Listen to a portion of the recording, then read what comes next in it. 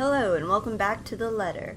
When we last left off, we were just getting started, and now we're Isabella and we're heading to the attic because that's supposedly where Rose is.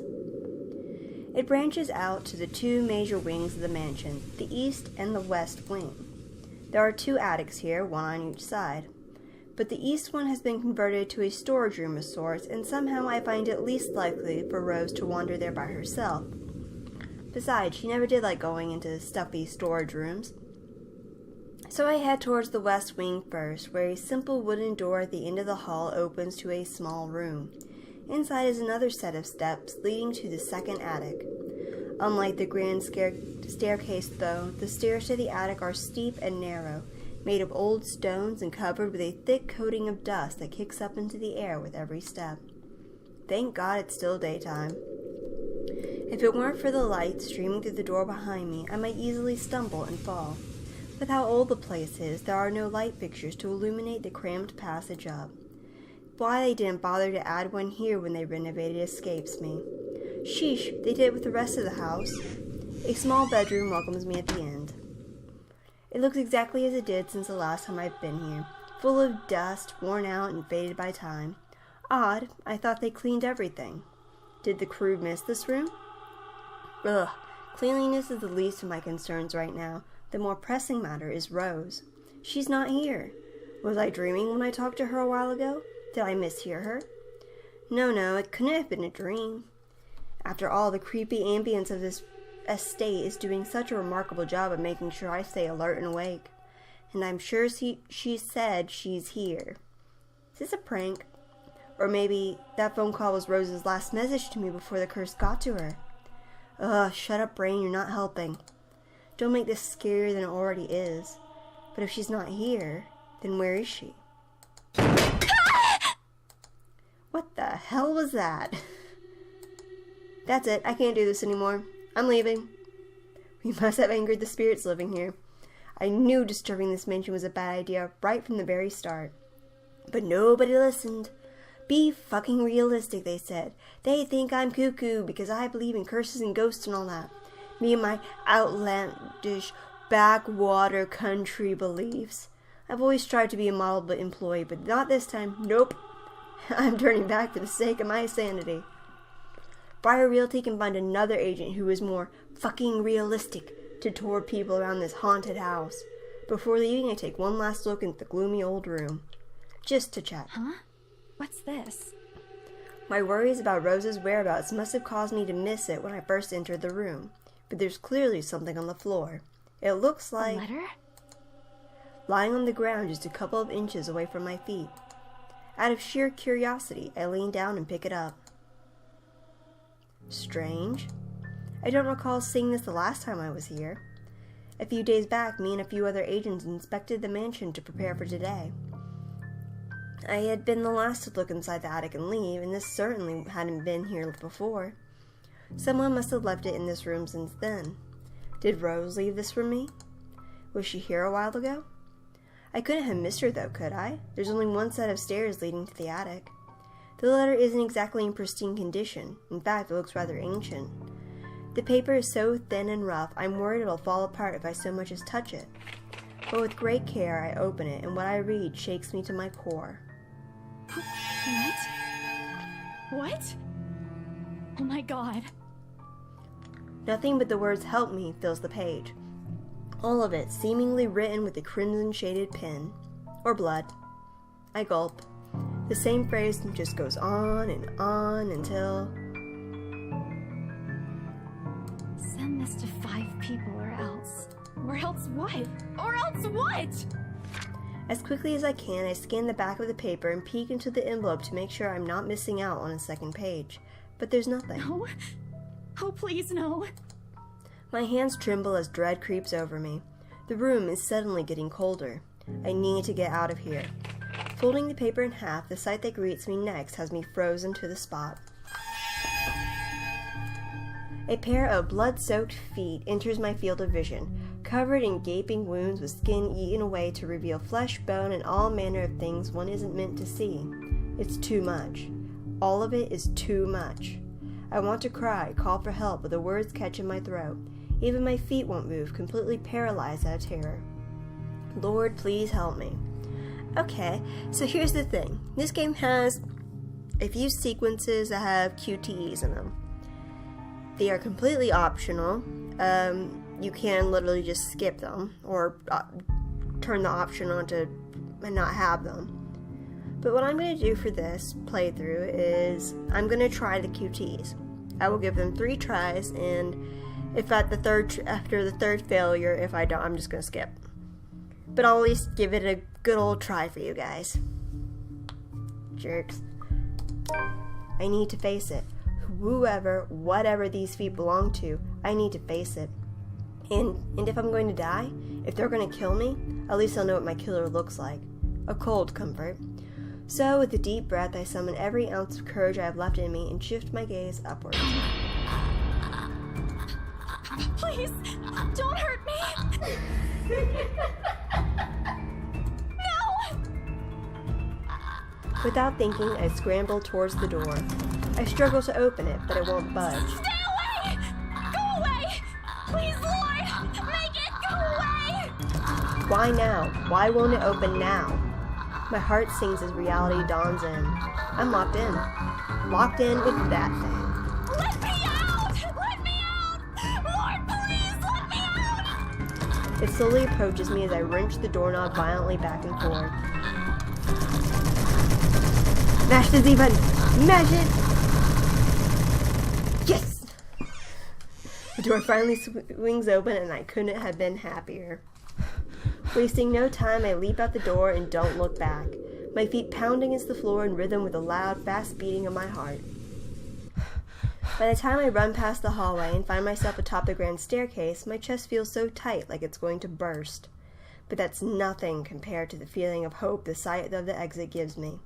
Racing down the stairs, a breathy laugh escapes me and my shoe slips and I find myself falling, until my back hits the ground and pain racks my body. My head grows fuzzy and my vision dims as I fight to stay conscious. Go away. The last thing I see are those feet before all I know is darkness.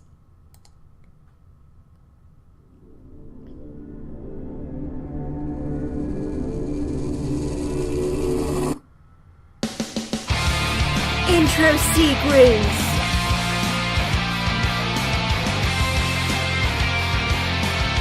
Anime as fuck! Write off your loss, send letters goodbye. I won't forget you, though your life fades away as I wither in this world filled with regret. Hold my hand and leave. To be honest, I actually forgot this was in here because I keep skipping it. Please don't leave me be. In these bloody halls where we shed our tears, the darkness breaks, our memories alone remain. I reach out beyond the curtain black. I'm in too deep, so this letter I write. I want to be free, together by your side. Spend eternity in this lonely place we call home.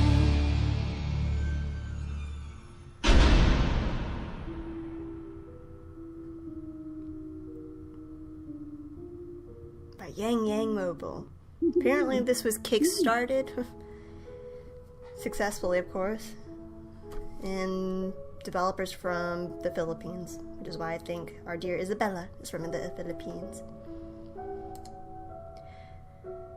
I start to rouse, pulled into consciousness against my own will. I've never felt this tired before. I just want to sleep, but the insistent buzzing, poking, and prodding isn't letting me. My old mattress may not be the comfiest of places, but that doesn't make me any more eager to wake up. 5 more minutes, Becca. I swat away at what is nudging persistently at my side. Come on, can't I just get a few extra minutes of sleep today? I promise I'll work hard once I'm up. A hand lightly taps my cheek, and something cold is suddenly being pressed at the back of my head. The icy sensation slowly spreads throughout the area, giving me an uncomfortable feeling. Is she alright? Isabella? Isabella? Stop. Can you hear me? Isabella? The fog immediately lifts from my mind the moment I recognize the voice, and my eyes snap open. There, looking down at me, is Rose. Another woman loiters beside her, but my attention is too focused on my co-agent to even ask why there's someone else with her. Rose's posture just screams worry, although she's keeping a straight face. Or trying, at least. I can't help but feel bad for making her fret. A wave of dizziness washes over me as soon as I try to get up, forcing me to lie back down again. Luckily, the feeling subsides after a few seconds, until only a mild throbbing somewhere at the base of my head remains. With a little assistance from Rose, I push myself upright. She hands me an ice pack and gestures for me to press it where I suspect a small bump has already formed, if the light ache in the area indicates anything. Alright, Isabella, where are we? The Ermengarde Mansion. Why? Ow, my head. And the date today? October 21st? Rose. Last one. Can you count to 15 in reverse order? 15, 14, 13, 12-teen. No, that's wrong. Why are we doing this? She's just checking if your injury is in any way serious. This time, I curiously regard the woman standing beside Rose. It's impossible to overlook her, what with the way she towers over us. And here I thought Rose is already tall. Who is she, anyway? One of the remaining cleaning crews? But with how primly dressed she is, I don't think anyone would want to clean in a suit, an expensive suit at that. The gloves alone must have already cost a fortune. Her eyes slowly shift between me and Rose, considering us with an almost unreadable expression before finally fixing a sharp gaze on me. I can't help but fold my arms protectively over myself as she does so. She may be far from a cleaning crew, but she certainly looks like our supervisor during evaluation. Just do it, please. I eye them both warily, but recite everything as she has asked. Rose releases a breath of relief once I'm done. You scared me for a moment there. I was about to call for an ambulance. Are you alright? Exasperation soon replaces the dull ache. The memory's a little fuzzy, but the attic and... There was someone, Rose. In the attic. Someone? You mean a client? Oh, that's unlikely. It's probably just one of the cleaning crews. The boss sent a few of them back this morning for some last minute... No, not any of those. I'm not actually sure. Wait, didn't I call you? You said you were in the attic when you answered. That's why I went there in the first place. Both Rose and the lady look at me like I've just grown another head. Did I say something weird? Rose quickly casts an apologetic smile at the woman before the awkward silence stretches on further. It's her saleswoman smile, the same one she taught me back when I was still in her trainee. I should show this to troublesome clients, or just to avoid trouble in general, she advised. It's also the same one she gives me when I've done something particularly absurd that may cause us to lose a potential sale. Her eyes are serious when she turns back to me. She takes both of my shoulders, gently squeezes it, and with as much patience she can muster... As much as I'd love to have gotten at least a heads up of your arrival, I didn't really get a call from you. You know, signal here is absolutely horrendous. I was in the garden earlier and couldn't even make a single call. Isabella, I'm going to ask again. Are you really alright? What happened? I don't know. It's all a bit blurry. I remember I was looking for you, but you weren't in the attic. And there's... whoever it is. Then I must have tripped on a rug or something on the way down. Oh no. Do you think someone came in while you were out? You left the main door open. We are so going to get into big trouble if something gets stolen, Rose. Perhaps it is a concussion. Are you sure you feel fine? We could still call for an ambulance. I could cover for you. I must say this woman is my second favorite character in this game because of her accent. No, I'm fine. I'm okay, Rose. I can work. Wait. Hold your horses, Rose. I can't just miss an important sale because of a minor bump in the head. An extremely minor bump. I've had worse when I was a kid. This is nothing. Besides, if I leave, you'll have to shoulder everything in the open house. Alone. And in a mansion this big? Well, there's also the part where I may lose that bonus BRC promise, but that's completely besides the point. Rose gives me a skeptical look when I return the cold compress to her and push myself off the floor. I have to use the staircase's railings to steady myself, but otherwise I feel fine. See? I'm A-okay. The two of them exchange a worried glance, and Rose assumes a contemplative look. I bite my lower lip in anticipation. If she says no... All right, you in. A smile threatens to slip out of me. If I see that you aren't feeling well, I'm taking you personally to the nearest clinic to have you checked. Clear? Clear as day, ma'am. Thanks, Rose. You insisted. But remember what I said. First sign of you looking not okay, and we're off. No questions asked. It's just a small bump. Don't worry. You shouldn't downplay these kinds of things. It could be a serious injury for all we know. Suddenly, a small cough sounds against the walls of the foyer, interrupting our banter. The woman is looking expectantly at the two of us, her stare making me shrink back a little on myself. She isn't really intimidating. Well, she is, but not in the scary, negative way. Far from it, actually. Her demeanor simply commands an air of sophistication and respect. In a different world, a younger me would have probably wished to be like her. At our lack of response, she coughs again, lifting a well-trimmed eyebrow at me in question. Words get caught in my throat at the sight of it, and Rose, as usual, is swift to catch my blunders. My sincerest apologies, Mrs. Miss McCulloch. Marianne McCulloch. She hands Rose her business card. Marianne McCulloch, Tralee Rose Designs. The words interior designer catch my eyes before my partner flips it over. Oh, probably someone interested in the mansion for its 17th century influences then? I won't hold it against her, though. Despite the hearsays and remaining uninhabited for years, the mansion's original fittings and furniture have been kept completely intact and restored to pristine condition. I suppose some people find that trip to the past feeling appealing. Feeling appealing, that's one to say. After all, with what it offers, this place could also be a haven for people looking to live somewhere with a classic historical charm. Miss McCullough, I'm Rose Cooper, and this is my partner, Isabella Santos. We're just ironing out a few things, but we'll be starting the tour soon enough. In the meantime, we've prepared some refreshments for you in the parlor while you're waiting. If you could please... Thanks. There's no need for it, though. I just stopped by for a quick survey of the place. I thought I should check the estate before I meet with the homeowners. Rose's confusion is impossible to miss when she glances at me, and I return it with an equally perplexed look. And against my better judgment, I blurt out the first question that comes to mind. I'm sorry. Homeowners? I should have kept my mouth shut. A flash of irritation crosses her face, but it instantly disappears under a mask of professional detachment. Yes. Hannah Wright? I was hired by her to handle the interior design for their newly bought home. This is the Ermengarde mansion, right? It is, but... She pauses, possibly trying to find the right words to fix the awkward situation without offending someone. Suddenly, Rose nudges me with her elbow. We're sorry, Yeah. ma'am. We don't really know what's going on here. If it's okay, maybe we can... Aren't you the ones in charge here? How can you not know what's going on here? You see, Miss McCullough, right now, the house is... Amazing how she can keep her voice level, yet still convey utter displeasure with it. I've dealt with people acting the opposite before, and if I were to choose, it's much easier to handle clients who talk your ear off when angry. People like her are the hardest to read. Beside me, I shoot Rose a pleading look. She returns it with a glare before taking the reins from me and attempting to smooth out the situation. There's a promise in it that we will be talking about this later. I'm not looking forward to that at all. What can I do? She can deal with this better than me. Who knows what might come out of my mouth if I handle this on my own. We're really sorry, ma'am. My partner's probably still a bit winded from her fall. If she's unwell, then she shouldn't be working here right now. She raises a hand to rub the side of her temple as if to stave off the beginnings of a headache. Never mind that. I just want to know what's going on here. I was led to believe that this house has already been bought by my client and my services are needed for the house's interior design.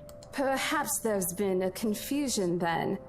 We haven't heard anything from our supervisors regarding a closed deal for this property yet. In fact, today's only the first day of our open house. If you wish, we can call them and confirm for you.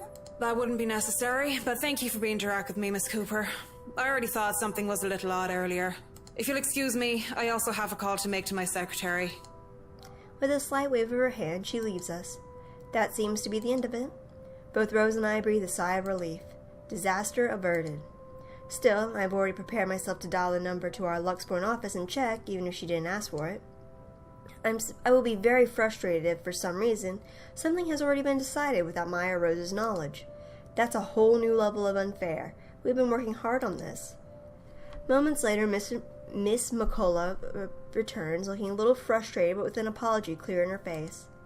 I feel a little sorry for her having to go through all this trouble. There seems to have been a little misunderstanding with my client. If you'll allow it, I'd like to stay and wait for them here. I was informed they'll be dropping by for the open house today. I figured it'd be a waste to just leave after that long drive. I might as well meet him here. Certainly. You could stay at the parlor in the meantime, ma'am. I'm sure it won't be long before our guests arrive. And, Isabella? I left a few documents in my car. You know where I keep those. Can you please get it for me? Rose takes a glance at her wristwatch before tossing me a set of keys. And hurry! We've still got a few minutes to double-check those papers. Okay, got it. The two of them disappear behind the parlor's door. Their departure brings with it a stillness to keep me company, neither welcoming nor comforting. Alone like this, it's impossible not to think of what really happened. I wish the memory isn't as elusive as it normally is. Then again, Rose already said she didn't receive any call from me. Was it just paranoia? A temporary lapse after having heard all those tales about this place? Probably. I want to think of it as such. Better to think of it as such so I can work in peace. Except a small part of my mind begs to differ, and if I'm going to be completely honest with myself, I want nothing more than to leave this place as soon as possible. I don't know what's in this house, and I don't want to know. The keys Rose have just handed me dig into my palm, its jagged edges creating shallow ridges on my skin from how hard I'm clutching it. It's a reminder of what I still need to do and why I've taken this job in the first place. Hugging my blazer closer to my body, I exit the house to get what Rose has asked of me. Just a few more hours, Isabella. Sell the house, get the money.